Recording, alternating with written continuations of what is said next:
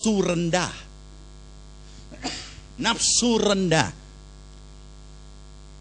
Makanan itu lebih berharga dari hak kesulungan. Makanan itu lebih, hal-hal duniawi lebih berharga daripada apa yang Tuhan sediakan, kehidupan yang kekal dan masa depan di dunia ini yang telah Tuhan sediakan berkatnya. Padahal sesaat. Dan kita tahu setelah seseorang itu kenyang, apakah dia kenyang selama-lamanya? Tidak. Kita 1 hari 3 kali makan. Terus yang pagi itu kemana? Yang siang itu kemana? Yang masuk malam itu kemana? Permisi ngomong, kemana? Alkitab berkata, ke jambang. Terus, ya minta maaf kalau saya harus uraikan lagi. Terus apa, kita mau sebut kategori apa itu jambang itu? Tentu tidak sopan kalau kita katakan tai. Tetapi lebih berhalus, sampah. Jadi yang masuk ini tidak lama kemudian jadi sampah. Sampah manusia mesti buang. Terus hak kesulungan Yakub ada, hak kesulungan Esau ada di mana? Masuk, misalnya masuk 1 mangkok sup kacang merah. Minta maaf ya, ini sarapan pagi nih, yang belum sarapan pagi tidak enak ini. Keluar kemari, mungkin ada yang belum hancur, masih setengah berendebon. Kalau itu berendebon, tidak ada artinya kan, cuma seonggok kotoran. Tetapi apa yang terjadi? Musnah semua.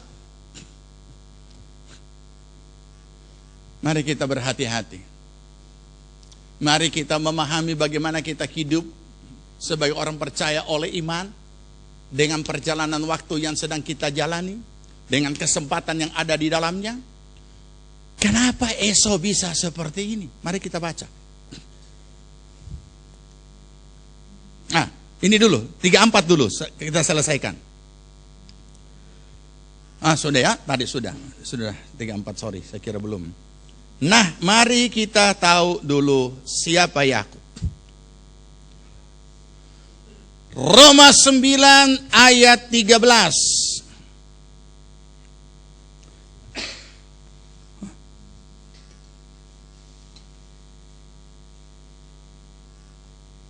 Sudah dapat?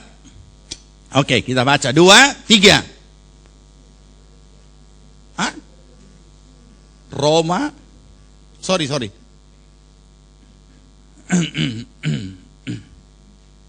Ya, Roma 9 ayat 13. 2, 3.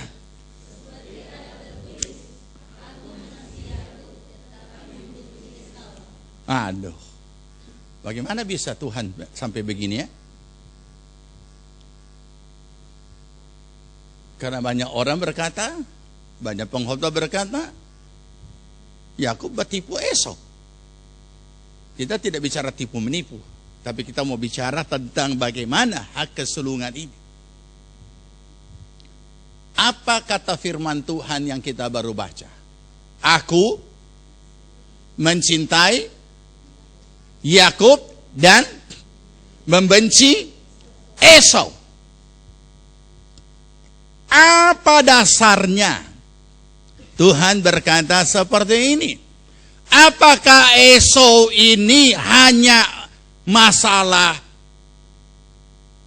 menjual hak kesulungan? Hanya masalah makanan kacang merah tadi?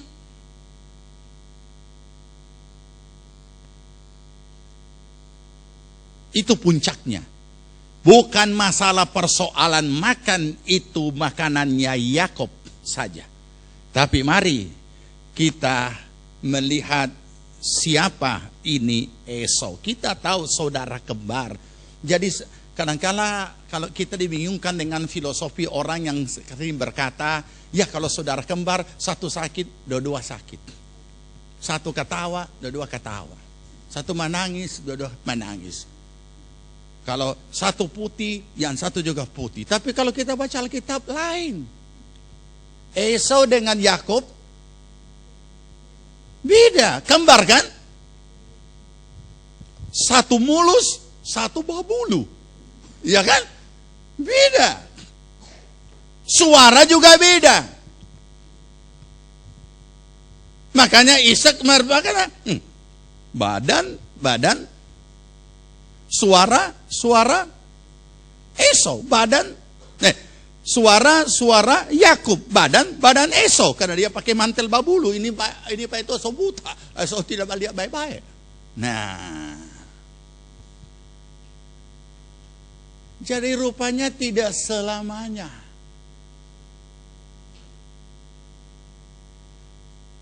Bagaimana? Yang satu suka tinggal di kemah, yang satu suka tinggal di padang perburuan. Jadi beda, saudara. Kalau kita baca Alkitab, kita akan menemukan Esau pribadi yang hidup tidak benar di hadapan Allah. Bukan hanya masalah makanannya Yakub itu. Dia sudah terbiasa hidup menyakitkan hati orang tua dan menyakitkan hati Tuhan. Dan puncaknya karena sudah terbiasa hidup jahat, itu sebabnya tidak ada gunanya masalah hak kesulungan. Apa yang Alkitab katakan lebih lanjut? Buka Kejadian 26. Saudara, kita akan temukan siapa Esau itu. Kejadian 26.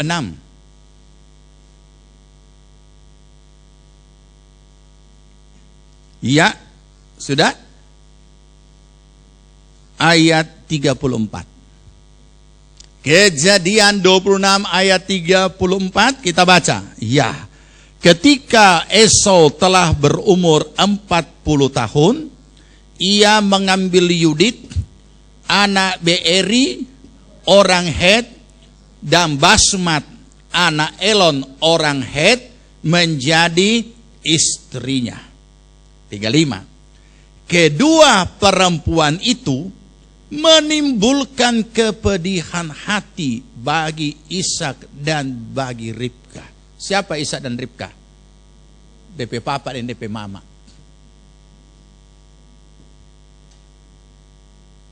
Jadi sudah terbiasa hidup menyakitkan hati orang tua. Kita masih ingat firman Tuhan? Masa depan kita suram ketika kita terbiasa menyakitkan hati orang tua.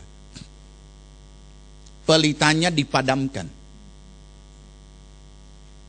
Nah, bukan cuma menyakitkan hati orang tua, kepedihan bagi hati Yakub dan Ishak dan Ribka, tetapi hati Tuhan. Kenapa? Sebab ini bukan cuma dua perempuan ini. Ia mengambil ada istrinya yang namanya Ada, Tante Ada. Itu anak Elon orang Het. Kemudian ada namanya lagi Oholibama. Rupa orang di sini ya. Oholibama. Berasal dari suku Hewi. Ada Basmat, anak dari Ismail, adik dari Nebayot. Jadi dia membangun keluarganya dengan orang-orang yang tidak percaya kepada Tuhan.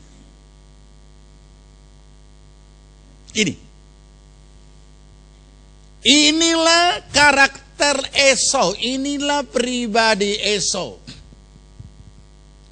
Makanya kalau kita tidak melihat dan latar belakangnya, kita akan bingung.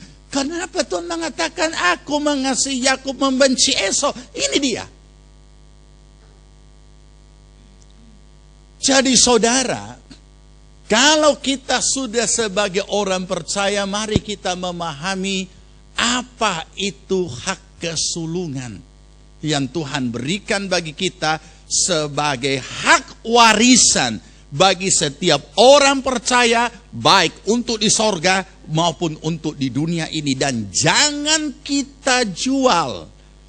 Jangan kita jual hanya untuk hal-hal duniawi sesaat. Mari, Roma 8 ayat 23. Ayat 23 atau ayat 16 boleh, supaya urutan 16 baru nanti sebentar 23. Ayat 16 Roma 8. Sudah? Kita baca. Roh itu bersaksi bersama-sama dengan roh kita bahwa kita adalah anak-anak Allah. Dan jika kita adalah anak, maka kita juga adalah ahli waris. Maksudnya, orang-orang yang berhak menerima janji-janji Allah, yang akan menerimanya bersama-sama dengan Kristus, yaitu jika kita menderita bersama-sama dengan Dia, supaya kita juga dipermuliakan bersama-sama dengan Dia. Nah, sekarang 23 dibawa, supaya kita tahu hak apa yang kita terima dari Yesus. Ya, ayat 23. Dan bukan hanya mereka saja, tapi kita yang telah menerima karunia sulung roh, kita juga mengeluh dalam hati kita sambil menantikan pengangkatan sebagai anak, yaitu pembebasan tubuh kita. Ini yang kita peroleh di dalam Kristus. Hak kesulungan yang telah kita peroleh melalui korban Yesus Kristus di atas kayu salib. Ini. Sehingga kita sebagai orang percaya, kita juga punya hak sebagai ahli waris. Ahli waris dari semua perjanjian Allah, dan ahli waris untuk kerajaan sorga, ahli waris untuk memerintah bersama dengan Kristus. Jangan kita anggap remeh iman yang kita miliki di dalam Kristus. Hanya untuk hal-hal duniawi sesaat, kemudian hancur segala keberadaan kita ke depan. Apa yang Yesus lakukan? Galatia 3. Galatia 3.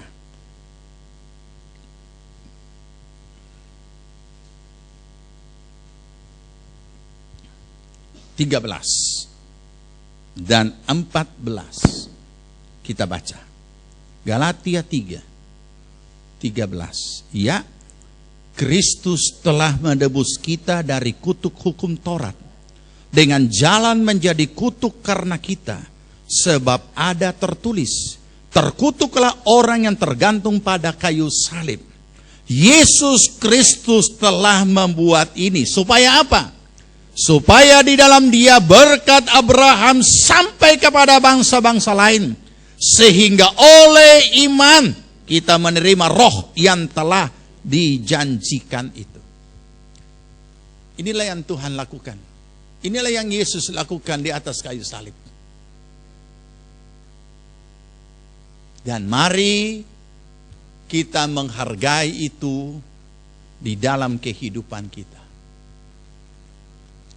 Jangan pernah kita tukarkan dengan bentuk apapun.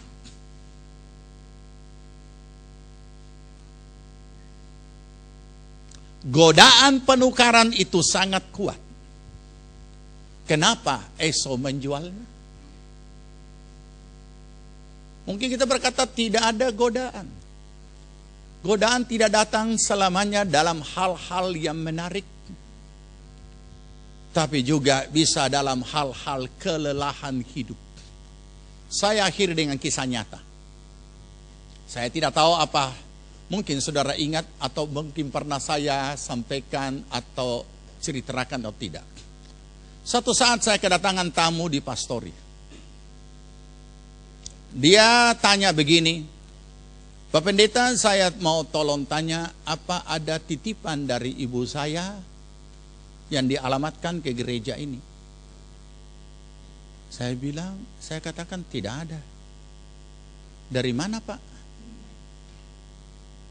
Oh, ibu saya sampaikan kepada saya bahwa nanti kalau kamu ke Palu, nanti ambil titipan dokumen atau titipan apa saja di GPPS Palu, Pak Martino. Saya katakan tidak ada itu, tidak ada penyampaian apa-apa. Kenapa ibu saudara bisa mengalamatkan ke gereja ini? Oh, ibu saya adalah jemaat di gereja pusat sana, di Sawahan. Oh ya, saya apa sih Pak Martino kenal? Ya, tapi karena dia tidak bawa foto, pasti mungkin nanti saya kenal kalau dia perlihatkan. Nah, jadi saya terus berpikir, berarti dia ini orang percaya. Saya tanya, sudah lama di Palu? Oh, sudah. Tinggal di mana? Tinggal di salah satu restoran. Saya juru masak. Oh ya? Jadi selama di sini ibadah di mana? Oh, saya tidak pernah ibadah. Ya, selama di Palu saya tidak pernah ibadah.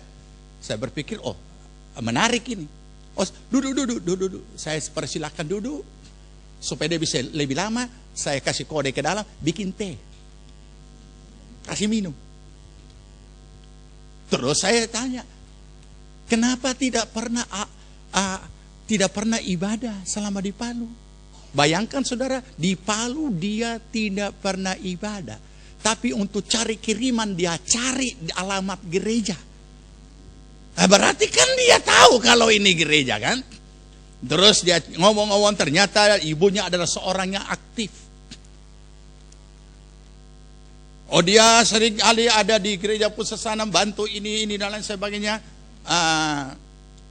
Dan saya juga dulu aktif. Terus kenapa sekarang tidak ibadah?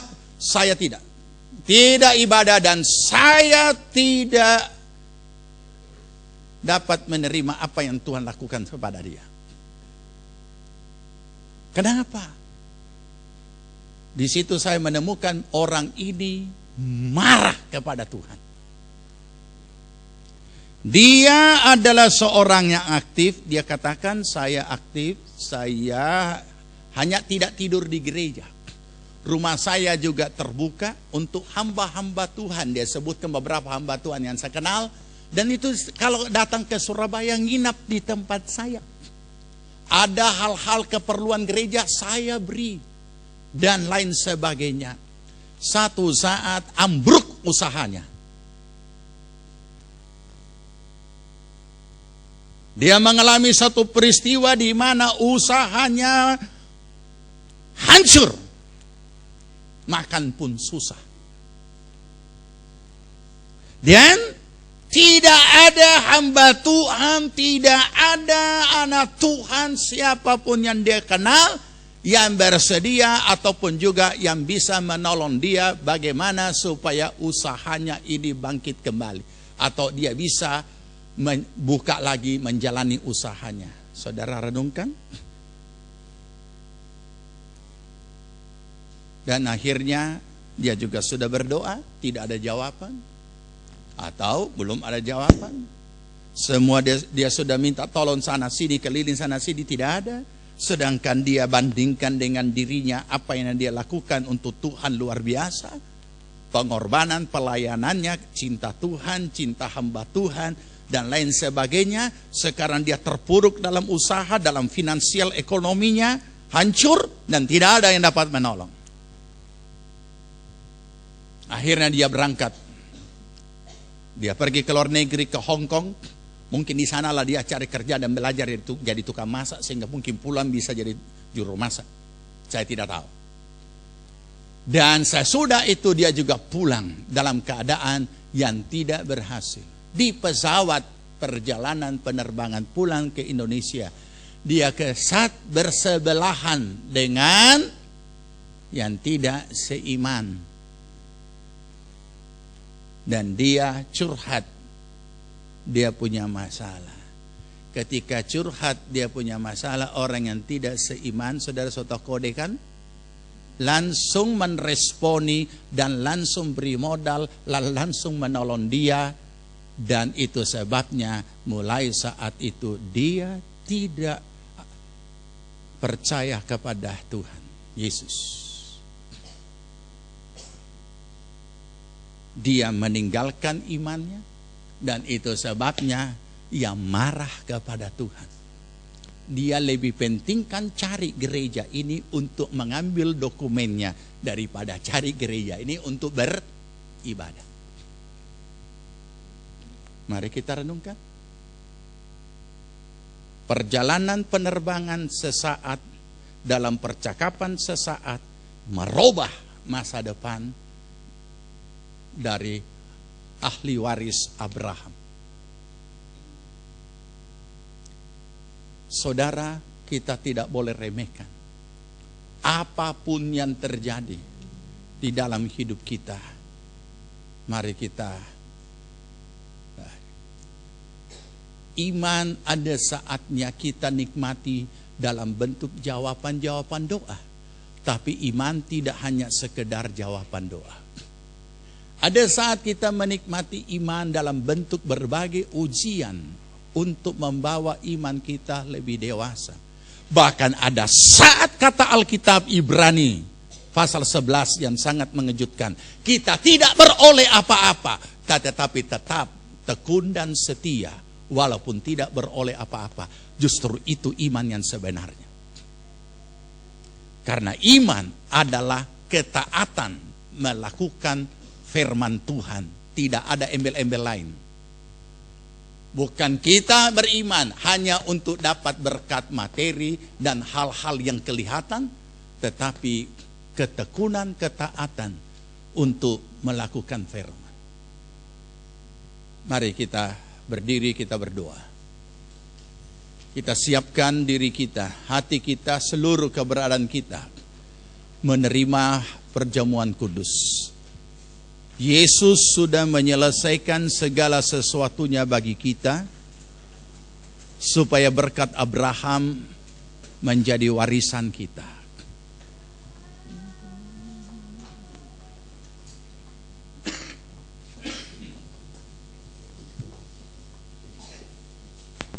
Lebih tinggi gunung,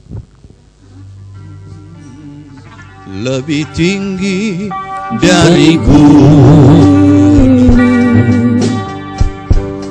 lebih dalam dari lautan, lebih luas dari samudra. Itulah kasih Tuhanku, karuniai aku akan kasih-Mu yang dunia tiada miliki. Anugerah-Mu ubah hidupku seturus dengan kasih-Mu lebih tinggi dari gunung, lebih tinggi dari gunung, lebih dalam dari lautan, lebih luas dari samudra, luas dari samudra. Itulah kasih Tuhan, itulah kasih Tuhan. Karuniai aku akan kasih, karuniai aku akan kasih-Mu yang dunia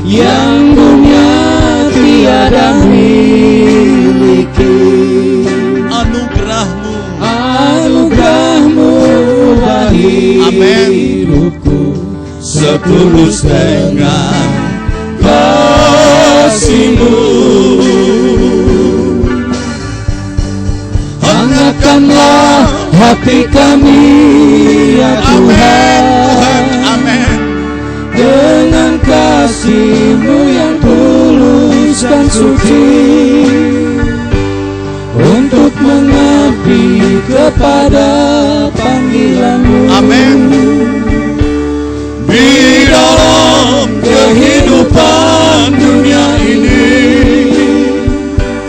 kasih-Mu adalah segala-galanya. Amin. Amin. Kasih-Mu jawabannya. Hangatkanlah Tuhan. Kami undang pelayan perjamuan. Hangatkanlah hati kami ya Tuhan, dengan kasih-Mu yang tulus dan suci, untuk mengabdi kepada panggilan-Mu. Amin Tuhan. Di dalam kehidupan dunia ini, Haleluya. kasih-Mu adalah segala-galanya. Kasih-Mu jawabannya. Kasih-Mu segala-galanya Tuhan. Kasih-Mu adalah segala-galanya. Kasih-Mu jawabannya. Kasih-Mu jawabannya. Kasih-Mu adalah segala-galanya. Kasih-Mu jawabannya.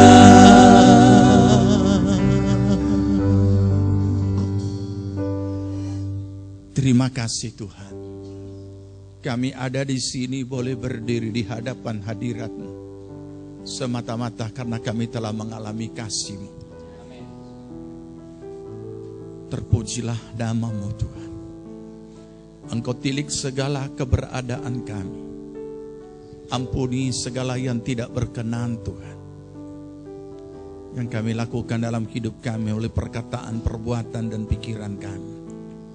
Bahkan tindakan-tindakan yang pernah menjual iman kami tanpa kami sadari, secara langsung maupun tidak langsung.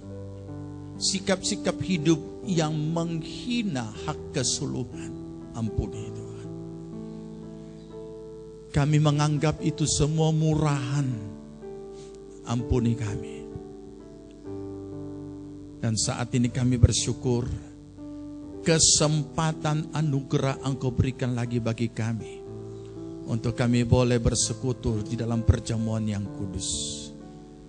Darah Yesus yang telah tercurah di atas kayu salib telah menebus kami, dan kami boleh menjadi anak Allah, penerima ahli waris daripada semua janji Allah. Terima kasih Tuhan. Kami bersyukur, kami hormati, kami hargai akan kasih-Mu dalam hidup kami. Sucikan kami semua. Tutup bungkus dalam kuasa darah-Mu, dan semua cacat celah Tuhan tutup dalam kuasa darah-Mu. Berkati roti dan anggur ini Tuhan, agar ini bukan hanya sekedar upacara, tapi setiap kami yang bersekutu di dalamnya boleh menikmati, menyatu dengan Engkau. Terima kasih Tuhan. Dalam nama Tuhan Yesus kami berdoa. Amin. Silakan duduk jemaat Tuhan.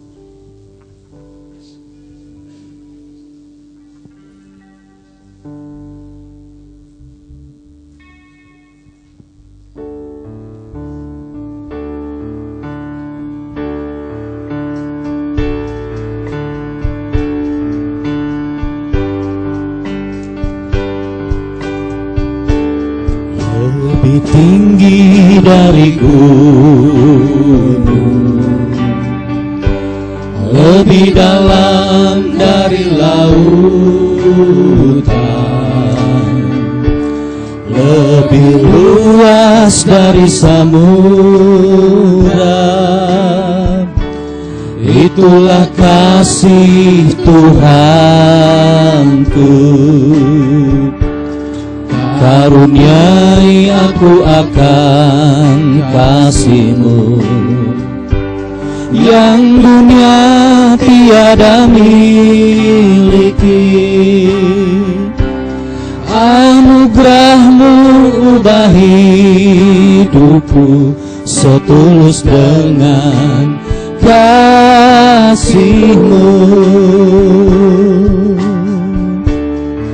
Lebih tinggi dari gunung, lebih dalam dari lautan, lebih luas dari samudra. Itulah kasih Tuhanku. Karuniai aku akan kasih-Mu yang dunia tiada miliki. Anugerah-Mu ubah hidupku setulus dengan kasih-Mu. Hangatkanlah hati kami ya Tuhan dengan kasih-Mu yang tulus dan suci, untuk mengabdi kepada panggilan-Mu di dalam kehidupan dunia ini. Kasih-Mu adalah segala-galanya, kasih-Mu jawabannya. Lebih tinggi dari gunung, lebih dalam dari lautan, lebih luas dari samudra. Itulah kasih Tuhanku. Karuniai aku akan kasih-Mu yang dunia tiada miliki. Anugerah-Mu ubah hidupku setulus dengan kasih-Mu. Hangatkanlah hati kami ya Tuhan dengan kasih-Mu yang tulus dan suci, untuk mengabdi kepada panggilan-Mu di dalam kehidupan dunia ini. Kasih-Mu adalah segala-galanya, kasih-Mu jawabannya.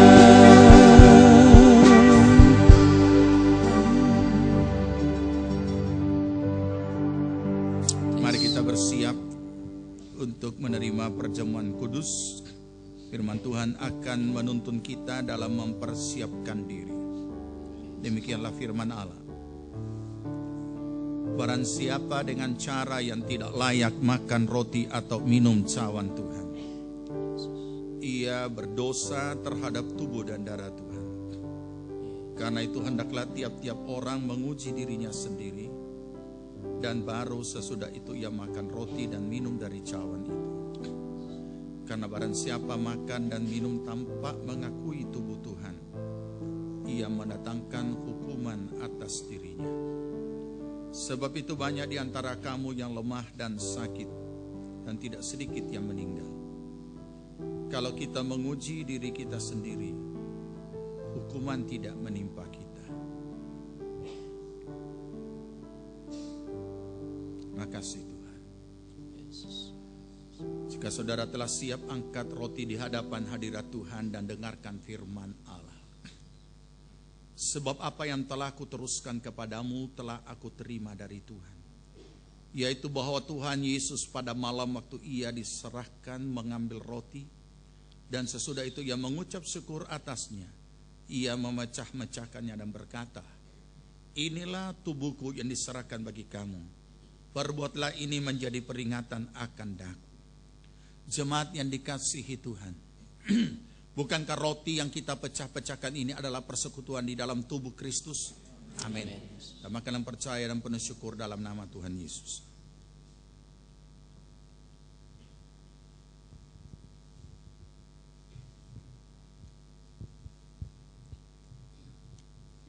Angkat cawan di hadapan hadiratnya dan dengarkan firman Tuhan. Demikian juga yang mengambil cawan sesudah makan lalu berkata, cawan ini adalah perjanjian baru yang dimateraikan oleh darahku. Perbuatlah ini setiap kali kamu meminumnya menjadi peringatan akan daku. Sebab setiap kali kamu makan roti ini dan minum dari cawan ini, kamu memberitakan kematian Tuhan Yesus sampai ia datang kembali. Jemaat yang dikasihi Tuhan, bukankah cawan pengucapan syukur yang atasnya kita ucapkan syukur adalah persekutuan di dalam darah Kristus? Amin. Kita minum percaya yang penuh syukur dalam nama Tuhan Yesus.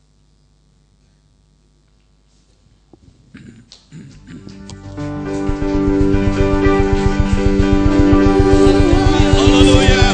Terima kasih Tuhan. Syukur buat kasih-Mu Tuhan. Amin. Naikkan syukur. Haleluya. Syukur, terima kasih buat kebaikan-Mu. Naikkan syukur. Terima kasih. Haleluya Yesus. Terima kasih Yesusku buat anugerah yang Kau beri. Sebab hari ini Tuhan adakan syukur bagimu. Terima kasih. Terima kasih Yesusku. Amin. Buat anugerah yang Kau beri. Haleluya. Sebab hari ini Tuhan adakan syukur bagimu. Syukur bagimu. Syukur bagimu. Syukur bagimu.